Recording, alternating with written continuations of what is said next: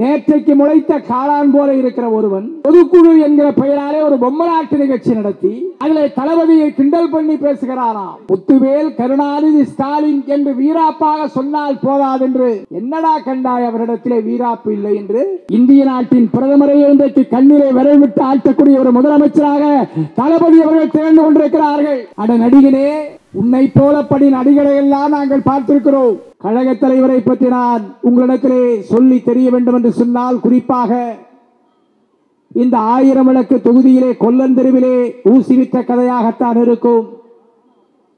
இருந்தாலும் கடமை என்ற உணர்வோடு தளபதி அவர்கள் இன்றைக்கு 72வது வயதிலே அடியெடுத்து வைத்திருக்கிறார் என்று சொன்னால், இந்த 72 ஆண்டு கால வயதில் 3/4 ஆண்டு காலம் 58 ஆண்டு காலம் இந்த தமிழ் சமுதாயத்திற்கும் இந்த மக்களுக்காகவும் இயக்கத்தினுடைய வளர்ச்சிக்காகவும் எத்தனையோ சோதனைகளை வேதனைகளை தாண்டித்தான் உயர்ந்து நின்று நீண்ட நெடிய பட்டியலிலே ஏறி வந்து தமிழ்நாட்டின் முதலமைச்சர் பொறுப்பிலே இன்றைக்கு அமர்ந்திருக்கிறார். அப்படிப்பட்ட தலைவருக்கு இன்றைக்கு நாம் பிறந்த நாள் விழா எடுக்கிறோம் என்று சொன்னால், தலைவர் கலைஞர் அவர்கள் பெற்றெடுத்த பிள்ளை என்பதற்காக அல்ல, தலைவர் கலைஞர் அவர்களின் வாரிசு என்பதற்காக அல்ல, 1975ஆம் ஆண்டு தனக்கு வந்த நெருக்கடியிலிருந்து தன்னை காப்பாற்றிக் கொள்வதற்காக இந்திய திருநாட்டில் நெருக்கடி நிலையை அன்னை இந்திரா காந்தி அவர்கள் அமல்படுத்தினார்கள். அந்த அமல்படுத்திய சட்டத்தின் மூலம் தேசத்தின் 8 திக்கிலும் இருந்த தலைவர்கள் கைது செய்யப்பட்டு காராக்கிரங்களில் அடைக்கப்படுகிறார்கள். வாய் மூடி மௌனிகளாக இருக்கிறார்கள் தேச தலைவர்கள். ஆனால் தென்னகத்தில் தமிழகத்தில் முதலமைச்சர் பொறுப்பில் இருந்த கலைஞர் அவர்கள் மட்டும்தான் சட்டமன்றத்திலும் தீர்மானம், கழகத்தின் பொதுக்குழுவிலும் தீர்மானம், எமர்ஜென்சியை வாபஸ் வாங்குங்கள், தேச தலைவர்களை விடுதலை செய்யுங்கள் என்று அம்மையார் அவர்கள் தாக்கீது அனுப்புகிறார். போட்ட தீர்மானங்களை நீங்கள் திரும்ப பெற்றால் ஆட்சி முடிகிற தருவாயில் ஓராண்டு காலம் நீட்டிப்பு தருவோம் என்று சொன்னார்கள். பதவி என்கிற அந்த தோளில் போடப்பட்ட துண்டு எனக்கு முக்கியமல்ல, எங்கள் அறிவுலக ஆசான் பேரறிஞர் அண்ணா அவர்கள் கற்றுக் கொடுத்த பாடம், இடுப்பிலே கட்டிருக்கிற வேட்டியை போன்ற கொள்கை முக்கியம், பதவி முக்கியமல்ல, அதை துறப்பதற்கு நான் தயார் என்ற நிலை வந்தபோது அதிகாரத்தின் உச்சத்தில் ஆணவத்திலே நின்று ஆட்சி அன்றைக்கு இருந்த அம்மையார் இந்திரா காந்தி அவர்கள் கலைத்தார்கள். கலைஞரை பழி தீர்க்க வேண்டும் என்று இந்திரா அம்மையார் துடிக்கிறார், முடியவில்லை. மக்கள் பிரளயத்திற்கு முன்னால் என்ன நிலை ஏற்படுமோ என்ற நிலையில்தான் தலைவர் கலைஞரை பழி வாங்குவதற்கு பதிலாக எங்கே அடித்தால் எங்கே வலிக்கும் என்பதை போல தலைவர் கலைஞரை பழி வாங்க வேண்டும் என்ற நோக்கத்தோடு தலைவர் கலைஞரின் மகனாக இருக்கின்ற கழகத்தின் வளர்ச்சிக்காக நாடகங்களை நடத்தி எழுச்சியை உருவாக்கி கொண்டிருக்கின்ற ஆரியர் அண்ணன் தளபதி மு.க. ஸ்டாலின் அவர்களை கைது செய்து ஓராண்டுகளுக்கு மேலாக சென்னை சிறையிலே மிசா கைதியாக அடைக்கப்பட்டார். அப்படிப்பட்ட சிறை தியாகத்தை செய்துத்தான் இன்றைக்கு தளபதி அவர்கள் உயர்ந்து நின்றிருக்கிறார்கள் உச்சத்தில் என்று சொன்னால், அகிலம் பாராட்டும் தலைவராக இந்தியா கூட்டணி தலைவர்கள் மட்டுமல்ல, எதிர்முகாமில் இருக்கிற தலைவர்களும் வியத்து பார்க்கக்கூடிய வழக்கு. வடபுலத்தில் இருந்தவர்கள் ஆங்கில பத்திரிகைகளாக இருந்தாலும் தென்புலத்தில் இருக்கிற பத்திரிகைகளாக இருந்தாலும் பாராட்டி போற்றுகிற முதன்மை முதலமைச்சராக இன்றைக்கு தளபதி அவர்கள் இருக்கிறார் என்று சொன்னால், அப்படிப்பட்ட தளபதி அவர்கள் முதலமைச்சர் பதவியிலே ஏதோ வந்து தலைவர் கலைஞரின் மகன் என்ற காரணத்தால் அமர்ந்து விடவில்லை. தியாகத்தால், உழைப்பால், தன் சிந்தனையால் ஏற்கனவே 1000 விளக்கின் அற்புத விளக்காக சட்டமன்றத்தில் செயல்பட்டு தலைநகர் சென்னையின் தன்னிகரில்லாத மேயராக இருந்து போக்குவரத்து நெரிசலை போக்கிட எண்ணற்ற மேம்பாலங்கள், அதே போல அவர் உள்ளாட்சித்துறை அமைச்சராக இருந்த போது சென்னை மாநகரத்தின் போக்குவரத்தை போக்குவதற்காக மிகப்பெரிய அளவில் இன்றைக்கு வளர்ந்து வந்து கொண்டிருக்கிற சென்னையில் மெட்ரோ ரயில் திட்டம் என்ற திட்டத்தை தலைவர் கலைஞரின் அனுமதியோடு கொண்டு வந்து செயல்படுத்திய தலைவருக்குத்தான் இன்றைக்கு பிறந்த நாள் விழா எடுத்துக் கொண்டிருக்கிறோம். அப்படிப்பட்ட ஒரு தலைவரை, மகத்தான தலைவரை, நேற்றைக்கு முளைத்த காளான் போல இருக்கிற ஒருவன் பொதுக்குழு என்கிற பெயராலே ஒரு பொம்மலாட்டு நிகழ்ச்சி நடத்தி அதில் தளபதியை கிண்டல் பண்ணி பேசுகிறாராம். முத்துவேல் கருணாநிதி ஸ்டாலின் என்று வீராப்பாக சொன்னால் போதாது என்று என்னடா கண்டாய் அவரிடத்திலே வீராப்பு இல்லை என்று இந்திய நாட்டின் பிரதமரையே இன்றைக்கு கண்ணிலே விரல் விட்டு ஆட்டக்கூடிய ஒரு முதலமைச்சராக தளபதி அவர்கள் திகழ்ந்து கொண்டிருக்கிறார்கள். எவனாவது ஒரு பிரதம அமைச்சரை வைத்துக் கொண்டு இந்த அளவிற்கு தைரியமாக மேடையிலே பேசியதை பார்த்தது உண்டானா? 2 ஆண்டுகளுக்கு முன்னால் பிரதமர் சென்னைக்கு வந்தார்.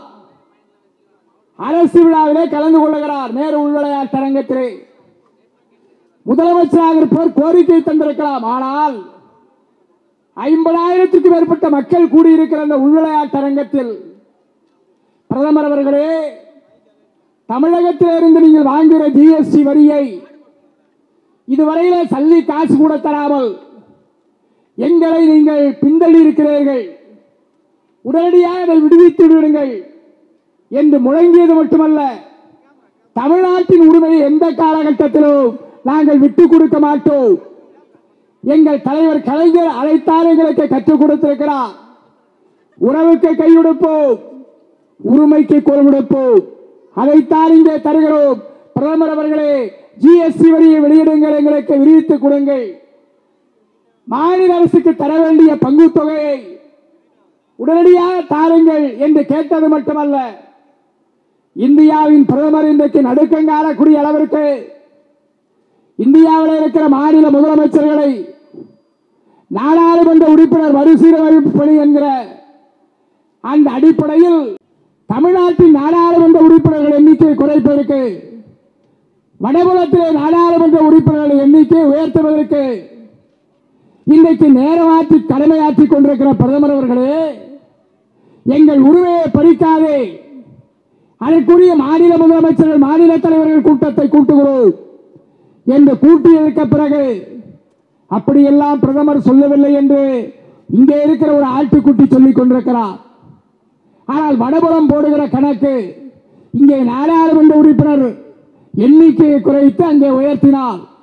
மதத்தின் பெயரால், வர்ணாசிரமத்தின் பெயரால் அந்த மக்களை எப்படி மண்டியிடச் செய்து ஆமைகளாய், ஊமைகளாய், பொன்மை தேரைகளாய், பொட்டு பூச்சிகளாய் இருக்கிற அந்த மக்களை மதத்தின் பெயரால் அடிமைப்படுத்தி வைத்த வாக்குகளை பெற்று ஆட்சியில் இருந்து கொண்டிருக்கிறோமே, அதை தொடர்கதையாக்கிட வேண்டும் என்பதற்காக எண்ணிக்கை உயர்வை அங்கே உயர்த்தி இங்கே தாழ்த்துகிற முயற்சிக்கு தளபதிகள் இன்றைக்கு தடுப்பு சுவரை போட்டிருக்கிறார்கள். எங்கடா கண்டாயருடைய வீரா பிள்ளை என்று இன்றைக்கு தளபதி அவர்கள் இந்தியாவின் பிரதமரை மட்டுமல்ல, உள்துறை அமைச்சர் அமித்ஷா இரும்பு மனிதன் என்று பிஜேபி காரர்களால் சொல்லப்படுகிற அந்த அமித்ஷா கூட இன்றைக்கு கணக்கு போடுகிறார்.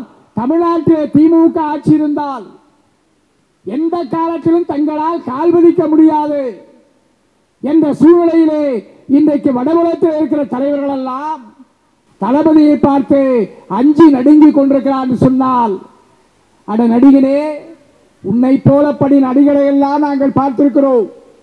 எம்ஜிஆர் வந்தார் என்றால் எம்ஜிஆர் திமுகவுக்கு வந்தார். காங்கிரஸ் கட்சியிலே இருந்து திமுகவின் உழைப்பை அவர் பயன்படுத்திக் கொண்டார். அவர் உழைப்பை திமுக ஏற்றுக்கொண்டது, வளர்ந்தார். எதிர்காலத்தில் அவரை வைத்து பதம் பார்த்தது டெல்லி அரசு. ஆனால் தோழமை உணர்வோடு அண்ணன் தம்பிகளாக இருந்த எங்களுக்குள் தான் ஆட்சி மாற்றம் ஏற்பட்டதை தவிர டெல்லி நிலைத்ததை போல காங்கிரஸ் கட்சி ஆட்சிக்கு வர முடியவில்லை. ஆனால் இன்றைக்கு இருக்கின்ற அந்த நடிகருக்கு சொல்லிக் கொள்வேன், நடிகர் திலகம் என்று நாட்டால் அனைவரால் அழைக்கப்பட்டவர், திருவையாறு சட்டமன்ற தொகுதியிலே போட்டியிட்டு டெபாசிட்டை இழந்தவர். அந்த கட்சி எங்கே போனது? ராமராஜன் எங்கே போனார்? பாக்யராஜ் எங்கே போனார்? சரத்குமார் எங்கே போனார்? அந்த வரிசையிலே தான் அண்ணன் விஜயகாந்த் அவர்களும்.